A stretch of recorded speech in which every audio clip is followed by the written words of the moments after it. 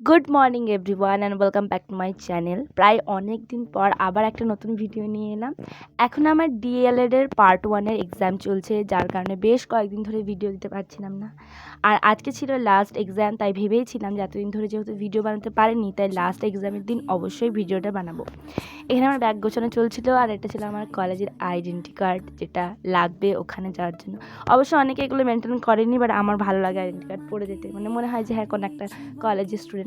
Ready হয়ে আমি তাড়াতাড়ি করছিলাম বাইরে যাওয়ার জন্য, কারণ অলরেডি আমরা গাড়ি একটা বুক করেছিলাম এক্সাম দিতে যাওয়ার জন্য, তো সেটা চলে এসেছে। আমি রাস্তাতে ছোটাছুটি করছিলাম, কারণ গাড়ি অনেকক্ষণ ধরে প্রায় 10 মিনিট ধরে আমার জন্য দাঁড়িয়েছিল। কি আবার রাগ করেছ? কই গো, সবাই আছে তো নাকি? আজকে শেষ দিন করবো। ওলে বাবরে, হ্যাপি বার্থডে জন্য আগের দিনে ফাঁকা হাতে তাই এগুলো আর কি রাগ ছিল। থাঙ্গু থাঙ্গু থাঙ্গু থাঙ্গু, চলো। ফার্স্ট গিফট দিয়েছে দিদি, তারপর দিয়েছে আমার বন্ধু, আর থার্ড দিয়েছে নিবেদিতা দি। সুন্দর গোলাপ আর গিফট। আর ভাবি না যে নিবেদিতা দি আজকে গিফট নিয়ে আসবে। আমার সবার জন্য একটা গিফট আছে, আমিও নিয়ে এসেছি, দেখাই। মালা দিয়ে এই 6 দিন সবাইকে খাইয়েছে, আমি আজকে সবাইকে খাওয়াবো একটা করে। নিবেদিতা দি কেউ খাবে না, আমি ছবি তুলবো।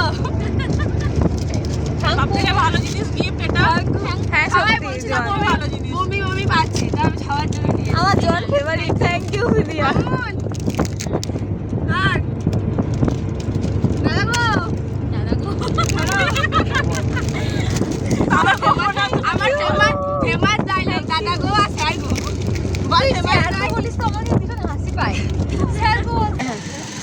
নিবেদিতা আমাকে দিয়েছিল, আর ম্যাম আমাদের মানে টেস্টে পরীক্ষাতে ম্যাম দিল। Thank you. আমাদের এক্সাম সেন্টার পড়েছিল রজতপুর হাই স্কুলে, আর আজকে ছিল লাস্ট এক্সাম। সবাই গ্রুপের সঙ্গে ছবি তুলছিল, আমাদেরটা তোলা হয়নি, যাই হোক মিস করে গেছি। আর আমরা দাঁড়িয়েছিলাম গাড়িতে ওঠার জন্য, সবাই আসার জন্য। নিবেদিতা দি নেমে গেছিলো, কারণ নিবেদিতা দির হাজব্যান্ড নিবেদিতাকে নিতে এসেছিলো, আর আমরা সবাই প্রায় গাড়িতে ছিলাম। এখানে আমাদের আজকে সবুজবন যাওয়ারও ডেট ছিল, বাট ম্যামরা চলে গেছিলো, যাই হোক কোনো একটা ভুল বোঝাবুঝি হয়েছিল। তো আমরা একটু ভাবছিলাম কোথাও একটা নেমে একটু কিছু করব। তো তারপরে এই যে সুন্দর সর্ষের ক্ষেত পেয়েছি, এখানে নেমে আমরা সবাই খুব মজা করেছি, অনেক ফটো সেশন করেছি, অনেক স্মৃতি একদম স্টোরেজ করে নিয়েছি। সমস্ত টিকটক মামুনিরা টিকটকের রিলস করতে ব্যস্ত। উরে বাপরে, মালা দি সরো চোখ দেখা এখানে।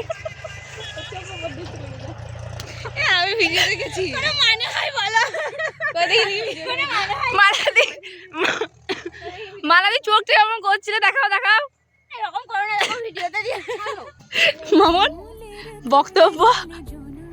আজকে আমার বাড়িতে যাওয়ার দিন ছিল, আমার বার্থডে বলে নয়, আগে থেকে প্ল্যানিং হয়েছিল পরীক্ষার দিনে আমাদের বাড়ি আসবে। তো সবাই প্রায় আসতে পারেনি, যতজন আমার গাড়িতে ছিল ততজনকে নিয়ে তোর এটা সাবস্ক্রাইব নয় আমি জানি। আমাকেও মালাদি এক্সপ্রেশন দাও। ও মালাদি গো,